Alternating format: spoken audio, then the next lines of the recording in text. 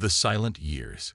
Commander Sarah Torres stood in the observation deck of Luna Station, watching Earth turn slowly in the viewport. 5 years had passed since the Zephyrian Empire had cut all communication with humanity. 5 years since they had declared Earth too dangerous for galactic society. 5 years of silence that the aliens believed had broken the human spirit. They were wrong. Sarah's reflection showed a woman changed by those years. Her once diplomatic smile had hardened into something more determined. Her uniform bore no insignia that any alien would recognize, but every human in the solar system knew what the simple silver star on her collar meant. She was the coordinator of Project Phoenix, humanity's secret response to galactic isolation. "Commander, Dr. Nakamura is ready for you in Lab 7, came a voice through her communicator. Sarah touched the device, a piece of technology that would have amazed the Zephyrians if they knew it existed. Human innovation had not stopped during the silence. If anything, it had accelerated. She made her way through Luna Station's corridors, passing workers who nodded respectfully. The station looked ordinary enough from the outside, just another mining facility on Earth's moon.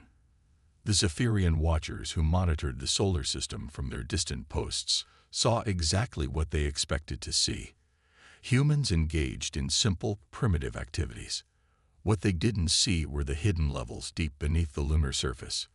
They didn't see the revolutionary laboratories where human scientists had spent 5 years pushing the boundaries of what was possible. They didn't see the manufacturing centers where new technologies were being born. They didn't see the truth. Dr. Kai Nakamura looked up as Sarah entered Lab 7. The scientist's appearance had changed as dramatically as everyone else's over the past 5 years. Where once he had been a traditional researcher focused on theoretical work, he had become something new, a practical innovator whose discoveries were reshaping human capability. "Show me," Sarah said simply. Kai gestured to a tank in the center of the lab. Inside, something that looked like liquid metal flowed and pulsed with its own inner light. "We call it adaptive biotech. It's part machine, part living organism, part something entirely new. Watch this." He touched a control panel, and the substance in the tank began to change. It formed shapes, structures, tools.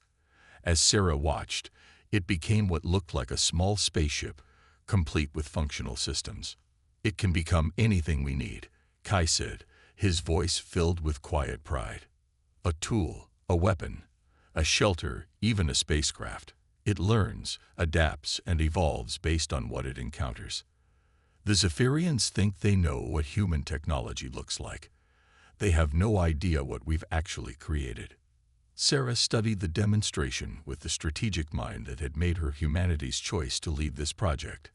"How many units can we produce?" "Enough," Kai said. "Captain Morrison has been testing the larger applications. His results are beyond our most optimistic projections." As if summoned by his name, Captain Rex Morrison entered the lab. The military commander had adapted to their new reality by developing tactics that no alien force had encountered before. Traditional space warfare relied on predictable technologies and strategies. What humanity was preparing would shatter those assumptions. "The outer system tests are complete," Rex reported. "The biotech ships performed flawlessly. They can repair themselves, adapt to any weapon used against them, and evolve new capabilities in real time." The Zephyrian watchers detected nothing unusual. "As far as they know, we're still using primitive chemical rockets for basic asteroid mining." Sarah allowed herself a small smile. The deception had been crucial to their success. For 5 years, humanity had maintained the appearance of a primitive, defeated civilization, while secretly developing technologies that would revolutionize galactic warfare. The Zephyrians' own arrogance had been their greatest weakness. Elena Vasquez joined them in the lab, her expertise in communications having proven invaluable to their hidden preparations. "I've been monitoring Zephyrian communications," she reported. "They're growing impatient with our rehabilitation. Some of their military commanders are suggesting it's time to take more direct action against Earth." "Let them come," Rex said, his voice carrying the confidence of someone who knew exactly what humanity was now capable of. "We've been waiting for this opportunity." Sarah nodded. The plan had always depended on the Zephyrians making the first aggressive move. Humanity needed to appear as the innocent victim when the galaxy finally learned what had really happened during the years of silence. She moved to the lab's main display, which showed a star map of the local galactic region. Red dots marked known Zephyrian positions, while blue dots showed the hidden human colonies that had been established during the silent years. What the aliens saw as one isolated world was actually a network of interconnected facilities spread across dozens of star systems. "Project Phoenix Status Report," Sarah requested. Kai manipulated the display, showing production figures that would have seemed impossible 5 years earlier. "Biotech manufacturing is at full capacity across all hidden facilities. Dr. Chen's team on Titan has successfully integrated the technology with existing human vessels. Commander Park's group in the Alpha Centauri system has established full operational capability. We're ready." Elena pulled up communication logs. The hidden networks are functioning perfectly. "When the time comes, we can coordinate actions across the entire human diaspora instantly. The Zephyrians still think we're limited to light-speed communications." Rex added tactical assessments. "Our new vessels have been tested against simulated Zephyrian technology. The results aren't even close. Their weapons, shields, and tactics are designed to fight conventional opponents. They have no defense against adaptive biotech systems." Sarah studied the data, feeling the weight of humanity's future on her shoulders. The decision to remain silent hadn't been easy. There had been voices calling for immediate retaliation, for dramatic gestures that would have satisfied human pride but accomplished nothing strategically. Instead, they had chosen patience, preparation, and careful planning. "The Zephyrians believe they understand human nature," she said. "They think we respond to threats with immediate anger and reckless action. They're about to learn that they fundamentally misunderstood what we really are." A soft chime indicated an incoming priority message. Elena activated the communication system, and the holographic image of Commander Lisa Park appeared. She was broadcasting from the hidden human facility in the Alpha Centauri system, 3 light-years from Earth. "Priority alert from long-range sensors," Park reported. "Zephyrian fleet movement detected. Large formation departing their primary military base. Vector analysis suggests they're heading for the Sol system. Estimated arrival time: 6 days." The lab fell silent. After 5 years of preparation, the moment they had been planning for was finally arriving. Sarah felt a surge of anticipation rather than fear. Estimated fleet size: preliminary data suggests over 200 vessels, including their largest battle cruisers. This isn't a patrol or investigation. This is an invasion force. Rex grinned, an expression that would have worried any Zephyrian who understood what it meant. They're bringing everything they have because they think we're helpless. They have no idea they're walking into the most sophisticated trap in galactic history. Kai was already working at his control panels, sending activation signals to hidden facilities across the solar system. All Phoenix units are receiving wake-up calls. The biotech systems are coming online. Elena began broadcasting coded messages through channels the Zephyrians couldn't intercept. "Alert going out to all hidden colonies. Humanity is about to announce its return to galactic affairs." Sarah looked out at Earth one more time, thinking about the 5 years of silence that had transformed humanity from a single world into something the galaxy had never seen before. The Zephyrians had intended to isolate and weaken the human species. Instead, they had given humanity exactly what it needed: time to evolve. "Begin Phase 1 of Project Phoenix," she ordered. "It's time to show the galaxy what humans really are." Across the solar system, hidden facilities began to awaken. Technologies that defied galactic understanding started to activate. Ships that were part machine, part living organism, part something entirely new began to emerge from concealment. The silent years were about to end with a roar that would echo across the stars. The roar awakens. Admiral Zekthul of the Zephyrian Empire stood on the bridge of his flagship, watching the primitive star system that contained the troublesome human homeworld. His fleet of 230 vessels represented the largest military force the Empire had assembled in decades. It was, by any reasonable calculation, massive overkill for dealing with one isolated world of primitive beings. But the Zephyrians had learned to be thorough when dealing with humans. Long-range sensors show minimal activity in the system, reported his tactical officer. Basic mining operations on the outer planets, primitive chemical rockets moving between the inner worlds. No signs of advanced technology or military preparation. Zekthul nodded, satisfied but not surprised. 5 years of isolation should have broken their spirit completely. Humans were emotional creatures who needed constant contact and stimulation. Cut them off from galactic society, and they would wither like plants without sunlight. "Any response to our approach?" he asked. Scattered radio transmissions, mostly expressions of fear and confusion. Nothing that suggests organized resistance. The humans appear to be in panic. Perfect. Zekthul had studied human behavior extensively. They were predictable in their responses to overwhelming force, shock, fear, desperate attempts at negotiation, and finally submission. This campaign would be remembered as the final solution to the human problem. What Zekthul didn't know was that every piece of data his sensors collected was carefully crafted by Elena Vasquez and her communications team. The panicked radio transmissions were scripted performances. The primitive activities his sensors detected were elaborate deceptions. The apparent lack of military preparation was the most sophisticated camouflage operation in galactic history.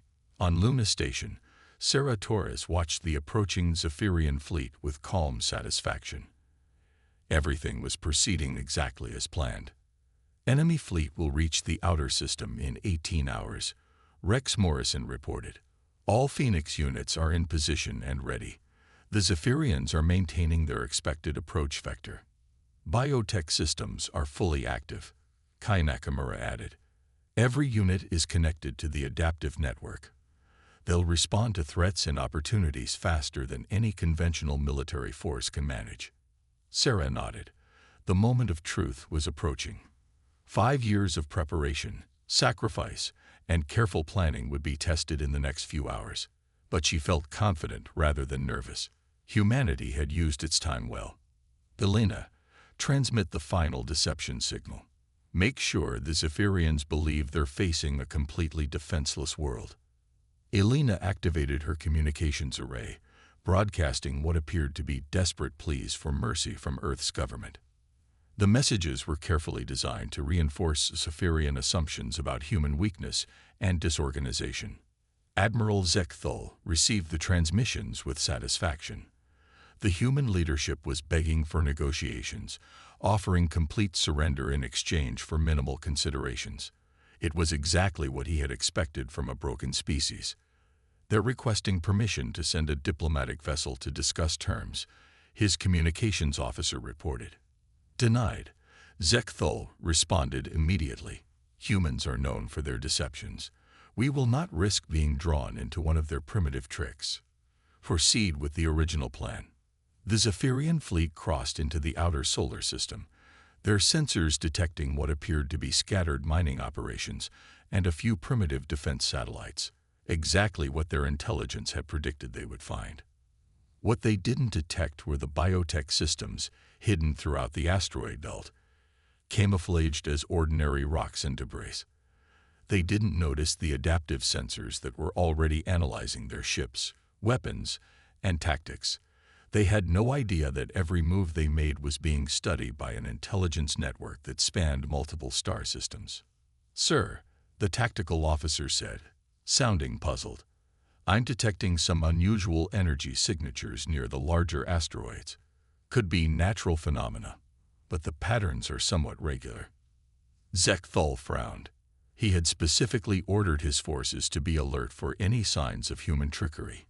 Investigate, but maintain approach vector.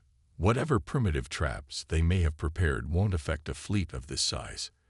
The investigation teams that moved toward the asteroids found exactly what they expected: space rocks containing natural deposits of radioactive materials. The energy signatures were perfectly explainable through conventional physics. What they didn't realize was that they had just been scanned, analyzed, and cataloged by biotech systems that now understood every weakness in Zephyrian technology. Sarah watched the tactical display as the enemy fleet moved deeper into the solar system. "They're taking the bait perfectly. Rex, are your people ready?" Captain Morrison nodded. "All Phoenix vessels are standing by. The moment you give the word, we can reveal the true nature of human military capability."